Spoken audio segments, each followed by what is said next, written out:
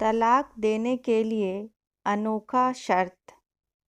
विनोद शाम को घर पहुंचा तो पत्नी सीमा ने चाय और नाश्ता लगाया। विनोद ने सीमा का हाथ पकड़ा और कहा, मुझे तुमसे कुछ ज़रूरी बात करनी है। वह शांत होकर चाय पी रही थी। उसकी आंखों में कुछ दर्द साफ नजर आ रहा था। विनोद ने बड़ी शांति से कहा, मुझे तलाक चाहिए। लगा जैसे उसे विनोद के शब्दों से कुछ फर्क नहीं पड़ा। बल्कि सीमा ने पूछा, क्यों तलाक चाहिए? विनोद ने उसके सवाल को अनसुना किया तो सीमा को गुस्सा आ गया। उसने ग्लास उठाकर फेंक दिया और जोर से चिल्लाई, तुम इंसान नहीं हो? उस रात दोनों ने एक दूसरे से बात नहीं की। वो रो रही थी। विनोद को पता था कि सीमा जानना चाहती थी कि आखिर ऐसा क्या हुआ जो हमारा रिश्ता टूटने की कगार पे आ गया। पर विनोद के लिए उसके सवालों का जवाब दे पाना नामुमकिन था। विनोद अब ऋचा से प्यार करने लगा था। अब विनोद को सीमा से प्यार नहीं रहा। विनोद ने सीमा को उसके बरसों के प्यार की सजा दी थी। भरे मन से विनोद ने तलाक के पेपर तैयार किए। उसमें लिखा था कि वह पूरा घर, कार और कंपनी की 40% शेयर ले सकती है तलाक के बदले। लेकिन सीमा उन पेपर्स को देखती है और उनके टुकड़े टुकड़े कर देती है। उसे थोड़ा भी इन सब चीज़ों में कोई भी इंटरेस्ट नहीं था। वो औरत जिसने विनोद के साथ जीवन के 10 साल बिताए थे, वो आज विनोद के लिए अनजान हो चुकी थी। सीमा के 10 सालों का जो उसने मेरे लिए बर्बाद किए, विनोद सोचता है, क्या करूं? जो हो चुका उसे मैं बदल नहीं सकता। क्योंकि विनोद किसी और से अपनी पत्नी से भी ज़्यादा प्यार करता है। आखिरकार उसके सब्र का बांध टूट गया और वो फूट फूट कर रोने लगी। विनोद के लिए उसका रोना एक तरह से उसकी रिहाई की तरह था। तलाक की ये बात जो कई दिनों से विनोद को परेशान कर रही थी, अब बिल्कुल साफ हो चुकी थी। अगले दिन विनोद घर लेट आया।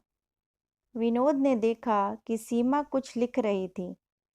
विनोद ने खाना नहीं खाया, ऊपर जाकर अपने कमरे में सो गया। क्योंकि पूरा दिन ऋचा के साथ रहने और कई जगह घूमने के बाद विनोद थक गया था। सीमा रात को उसी टेबल पर लिखते लिखते सो गई थी। सुबह उसने तलाक देने की शर्तें बताई। वो विनोद से कुछ भी लेना नहीं चाहती थी। उसे सिर्फ तलाक से पहले 3 महीने का समय चाहिए था। उसने रिक्वेस्ट किया कि इस 3 महीने में दोनों वही पुराना वाला जीवन जिए जितना संभव हो सके। क्योंकि आने वाले महीने में उनकी बेटी का एग्ज़ाम है। वह नहीं चाहती थी कि उनके टूटे रिश्ते का प्रभाव उसकी पढ़ाई पे पड़े। विनोद को भी यह बात सही लगी, मगर सीमा कुछ और भी चाहती थी। जैसे शादी के दिन विनोद उसे उठाकर शयन कक्ष तक लेकर गया था, उसी तरह हर रोज़ 3 महीने तक विनोद उसे शयन कक्ष से उठाकर मुख्य द्वार तक ले जाए। विनोद को लगा यह पागलपन है, मगर इन आखिरी दिनों को थोड़ा अच्छा बनाने के लिए विनोद ने सीमा की यह शर्त स्वीकार कर ली। विनोद ने ऋचा को अपनी पत्नी की सभी शर्तें बताईं। वो हंसने लगी। उसने सोचा, कुछ भी हो, तलाक तो होकर रहेगा। सीमा और विनोद किसी से भी इस दौरान नहीं मिले। लेकिन उस दिन जब विनोद सीमा को पहली बार उठाकर गेट तक लेकर गया, तो दोनों काफ़ी अजीब महसूस कर रहे थे। पीछे से उनकी बेटी भी खिलखिलाकर खुश हो रही थी। अगले दिन यह काम थोड़ा सामान्य और आसान हो गया।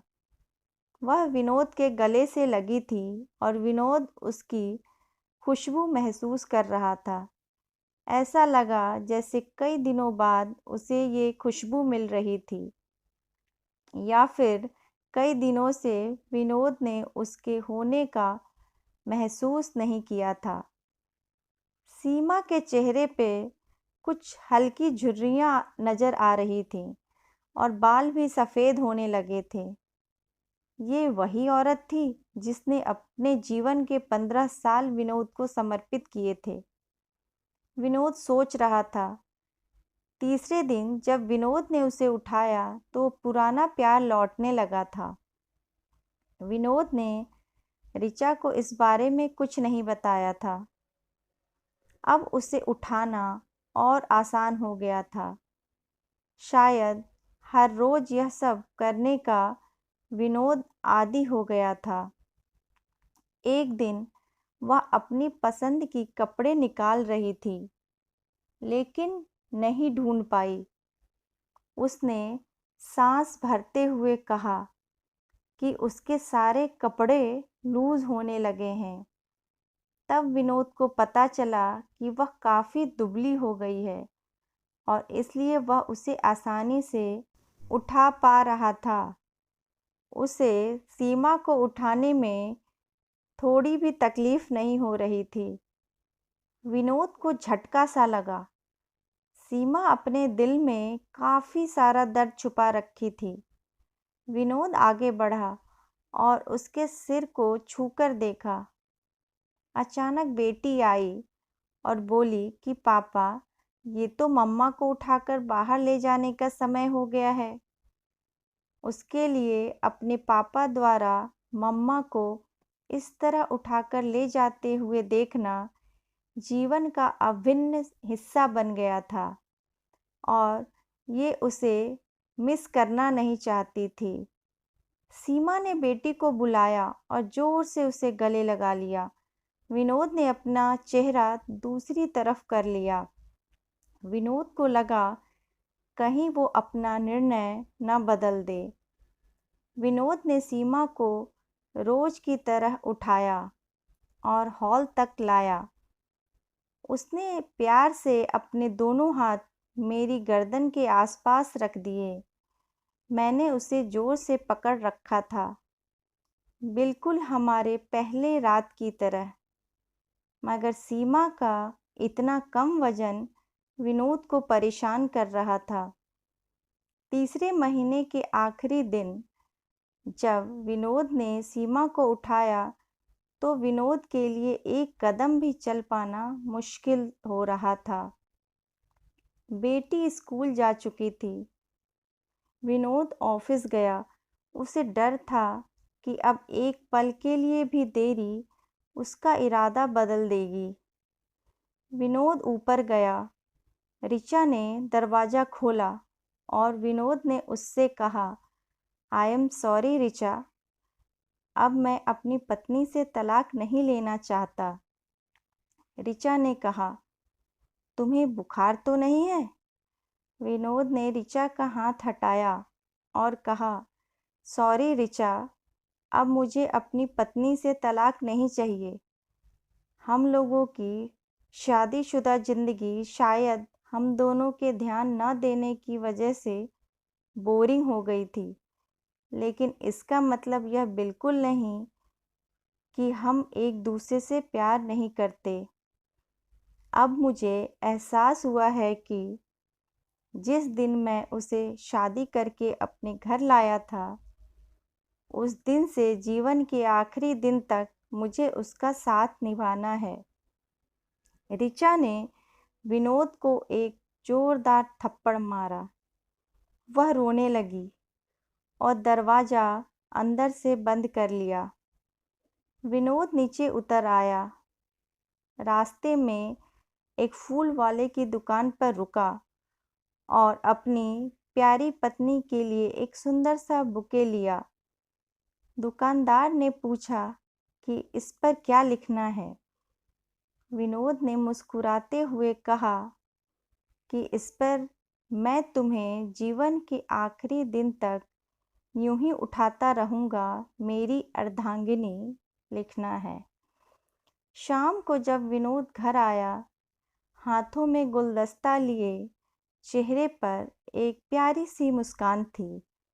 विनोद ऊपर अपने कमरे की तरफ भाग कर गया, लेकिन तब तक सीमा विनोद को छोड़कर इस दुनिया से जा चुकी थी, हमेशा के लिए।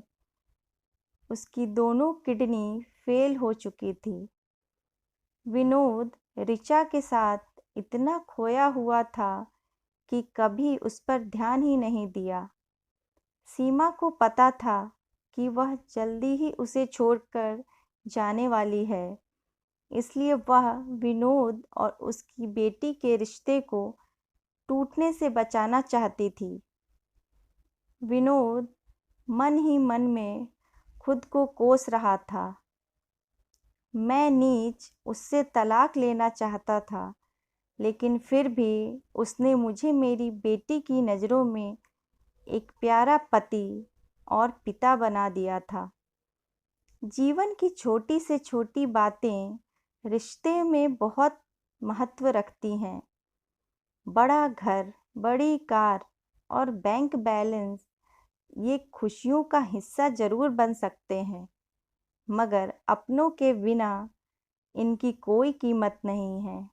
कहानी पसंद आई हो तो please like, share and subscribe.